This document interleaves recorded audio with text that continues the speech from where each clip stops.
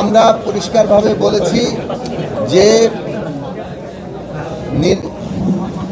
বিচার সংস্কার এবং নির্বাচনের সুনির্দিষ্ট রোডম্যাপ ঘোষণা করতে হবে।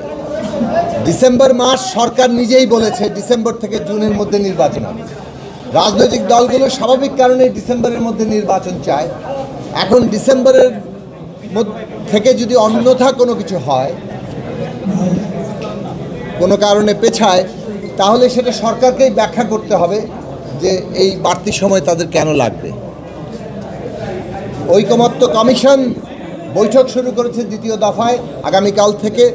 সেখানে বিভিন্ন পয়েন্ট ধরে আলোচনা হবে। আমরা সর্বোচ্চ ছাড় দিতে চাই এবং সর্বোচ্চ ছাড় দিয়ে আমরা যথাসম্ভব বেশি ঐকমত্য তৈরি করতে চাই এবং যেগুলো ঐকমত্য হবে সেগুলো জুলাই সনদ কিংবা জাতীয় সনদ আকারে আমরা ঘোষণা করার পক্ষে। যেসব বিষয়ে দ্বিমত আলোচনার পরও থেকে যাবে সেগুলো জনগণের মধ্যে যাবে, নির্বাচনের মধ্যে যাবে। যে দলকে জনগণ বিজয়ী করবে তারাই সেগুলো বাস্তবায়ন করবে। আমরা যেটা বলেছি যে নির্বাচনের তারিখ সুনির্দিষ্ট করা এই কারণে প্রয়োজন যে সংস্কারের বিষয়গুলো যেগুলোতে ঐকমত্য হচ্ছে, যেগুলোতে দ্বিমত আছে, সেখানে জনগণের অংশগ্রহণ তৈরি করা দরকার। নির্বাচনের জন্য যে পরিবেশ দরকার সে বিষয়ে আমাদের কথাবার্তা এবং সরকার কী পদক্ষেপ নিচ্ছে সেগুলো আমাদের জানা দরকার। এইসব গুরুত্বপূর্ণ বিষয়ে আমরা আলোচনাই তুলতে পারছি না, কেননা নির্বাচনের তারিখ নিয়েই পুরো বিষয়টা ঘোরাফেরা করছে এবং মানুষের মধ্যে অনাস্থা অনিশ্চয়তা আছে আদৌ নির্বাচন হবে কিনা।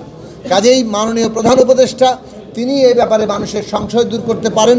নির্বাচনের তারিখ এবং অন্যান্য যেটা আমরা বললাম বিচার এবং সংস্কার, সেগুলো সুনির্দিষ্ট রোডম্যাপটা ঘোষণা করে। একই সাথে জুলাইয়ে যারা শহীদ তাদের রাষ্ট্রীয় মর্যাদা, সেই প্রশ্নে কী সিদ্ধান্ত তারা নিলেন এটা আমরা জানতে চেয়েছি। অন্যান্য সমস্ত কমিশন রিপোর্টের কী হবে সেটা আমরা জানতে চেয়েছি। এবং সবচেয়ে বড় কথা হচ্ছে সাম্প্রতিক সময়ে রাজনৈতিক দলের সাথে সরকারের যে দূরত্ব তৈরি হয়েছে কিংবা বিভিন্ন প্রতিষ্ঠান সরকারের যে দূরত্ব তৈরি হচ্ছে, এইগুলো মানুষের মধ্যে শঙ্কা আশঙ্কার জন্ম দিচ্ছে।